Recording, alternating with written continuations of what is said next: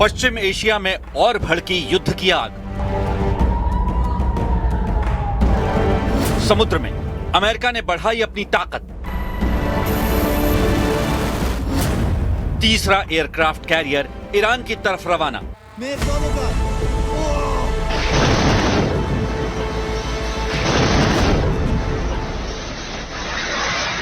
America और Iran के बीच जंग की आग लगातार भड़कती जा रही है। अमेरिका ने ईरान को जितना कमजोर समझा था, ईरान उससे कहीं ज्यादा ताकतवर निकला। दावा है कि ईरान की मिसाइलों ने अमेरिका के एयरक्राफ्ट कैरियर अब्राहम लिंकन को टारगेट बनाया, तो अमेरिका ने समुद्र में अपनी सैन्य मौजूदगी और बढ़ा दी है। अमेरिका पश्चिम एशिया में तीसरा एयरक्राफ्ट कैरियर तैनात करने की तैयारी कर रहा है। फॉक्स न्यूज का दावा है कि यूएसएस जॉर्ज एच.डब्ल्यू. बुश जल्द अटलांटिक पार करके पूर्वी भूमध्य सागर की तरफ बढ़ेगा,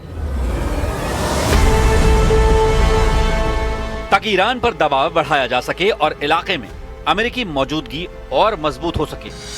अगर जॉर्ज एच.डब्ल्यू. बुश भी खाड़ी में पहुंच जाता है तो ईरान के आसपास 3 अमेरिकी एयरक्राफ्ट कैरियर तैनात हो जाएंगे। यूएसएस अब्राहम लिंकन पहले से ही मोर्चा संभाले हुए है। इसके बाद अमेरिका ने यूएसएस जेराल्ड आर फोर्ड को युद्ध के लिए भेजा और अब अमेरिका ने समंदर के राजा कहे जाने वाले यूएसएस जॉर्ज एच.डब्ल्यू. बुश को युद्ध क्षेत्र में उतार दिया है। यह एयरक्राफ्ट कैरियर 3 फुटबॉल मैदान से भी बड़ा है। अगर इसकी क्षमता की बात करें तो यूएसएस जॉर्ज एच.डब्ल्यू. बुश पर 80 से 90 लड़ाकू विमान तैनात किए जा सकते हैं। इस एयरक्राफ्ट कैरियर पर एयरफोर्स और नेवी मिलाकर 5000 से ज्यादा जवानों की तैनाती हो सकती है। USS George एच.डब्ल्यू. बुश 2 परमाणु रिएक्टर से लैस है और इस पर अत्याधुनिक रडार सिस्टम भी मौजूद है, जो इसे दुश्मन के हमले से बचाता है। USS George एच.डब्ल्यू. बुश को 25 साल तक ईंधन की जरूरत नहीं पड़ती। समंदर में इसकी रफ्तार 56 नॉटिकल माइल्स प्रति घंटे से ज्यादा की है और इसलिए यूएसएस जॉर्ज एच.डब्ल्यू. बुश लंबे समय तक समुद्र में तैनात रहने में सक्षम है। ईरान के युद्ध में अमेरिका के वॉरशिप इस वक्त अलग अलग जगह से अपनी भूमिका निभा रहे हैं। यूएसएस अब्राहम लिंकन अरब सागर में ओमान तट के पास लगभग 700 किलोमीटर दूर मौजूद है और ऑपरेशन एपिक फ्यूरी का हिस्सा है। यूएसएस जेराल्ड आर फोर्ड लाल सागर में एक्टिव है और ऑपरेशन एपिक फ्यूरी का हिस्सा है। इसके साथ ही यूएसएस जॉर्ज एच.डब्ल्यू. बुश वर्जीनिया के पास ड्रिल पूरी करने के बाद मिडिल ईस्ट की ओर रवाना हो गया है और इस वक्त अटलांटिक महासागर में मौजूद है। जंग के मैदान में अमेरिका के 3 विशाल एयरक्राफ्ट कैरियर की मौजूदगी ये दिखाती है कि वो अब पीछे हटने के मूड में नहीं है। समंदर में यूएसएस जॉर्ज एच.डब्ल्यू. बुश की तैनाती के बाद भूमध्य सागर में अमेरिका की मौजूदगी और ज्यादा मजबूत हो जाएगी। लेकिन ईरान ने भी अपने पलटवार से साफ कर दिया है कि ट्रंप के लिए ये लड़ाई आसान होने वाली नहीं है।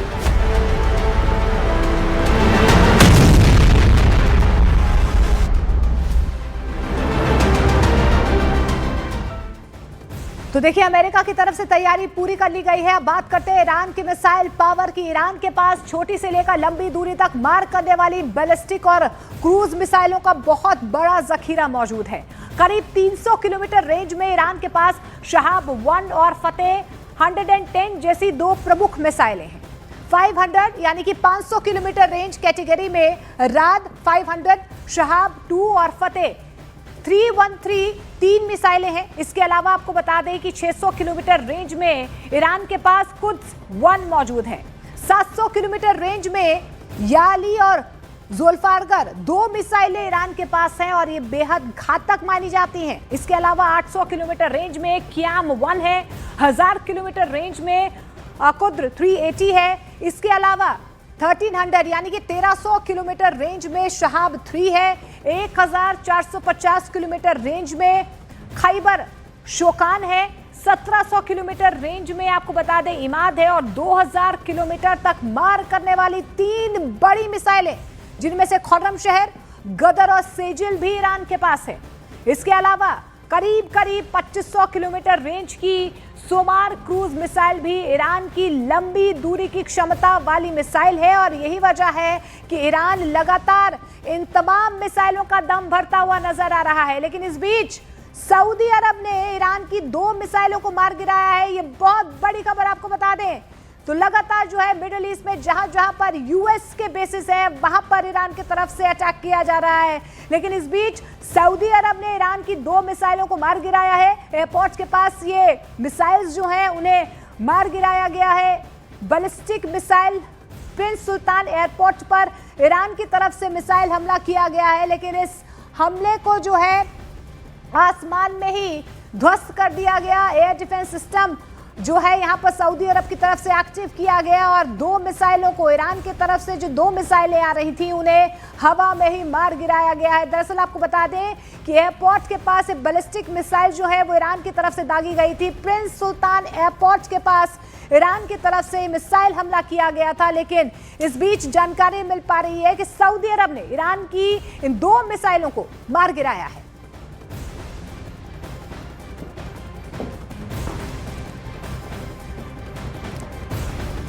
तो एक तरफ अमेरिका धमकियां दे रहा है, वहीं ईरान भी झुकने के लिए तैयार नहीं है।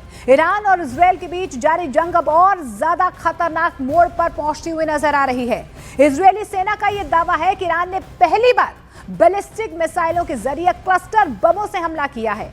इन मिसाइलों के जरिए तेल अवीव और मध्य इजरायल के कई इलाकों को निशाना बनाया गया है।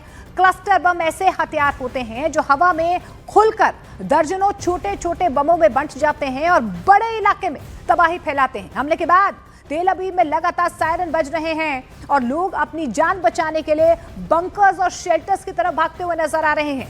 कई इलाकों में धमाकों की आवाजें सुनाई दे रही हैं और आगे आग के गोले जो हैं वो रोंगटे खड़े कर देने वाली तस्वीरों को कहीं ना कहीं जो है कैमरों के सामने ये तस्वीरें कैद हो रही हैं। लेकिन सवाल ये है कि क्या क्लस्टर बमों का इस्तेमाल इस जंग को और ज्यादा खतरनाक बना देगा? लेकिन इस बीच आपको ये भी समझाते हैं। लेकिन इस बीच एक बड़ी खबर आपको बता दें, ईरान वॉर से जुड़ी बड़ी खबर। इजरायल पर क्लस्टर बम गिराने का दावा जो है यहां पर किया जा रहा है। एक साथ कई बमों की बौछार की गई है, तो क्लस्टर बमों से अब जो है तेल अवीव पर ताबड़तोड़ हमले किए गए हैं ईरान की तरफ से। ये क्लस्टर बम यानी कि आसमान में ये बम जब फटता है तो एक के बाद एक छोटे छोटे बमों की एक बौछार हो जाती है और यही वजह है कि अब इजरायल की तरफ से ये कहा जा रहा है कि ईरान अब क्लस्टर बमों का इस्तेमाल कर रहा है, यानी कि एक ही साथ बड़ा प्रहार जो है वो ईरान की तरफ से किया जा रहा है। व्यापक तौर पर नुकसान जो है इन क्लस्टर बम से होता है और दावा यही किया जा रहा है कि अब ये जंग जो है और ज्यादा भीषण होती हुई नजर आ रही है, क्योंकि ईरान ने देखिए एक साथ किस तरीके से बमों की बारिश जो है वो आसमान से की है। ये क्लस्टर बम हम आपको दिखा रहे हैं कि किस तरीके से घातक हो सकते हैं ये क्लस्टर बम। एक के बाद एक क्लस्टर बम्स की बौछार नजर आ रही है।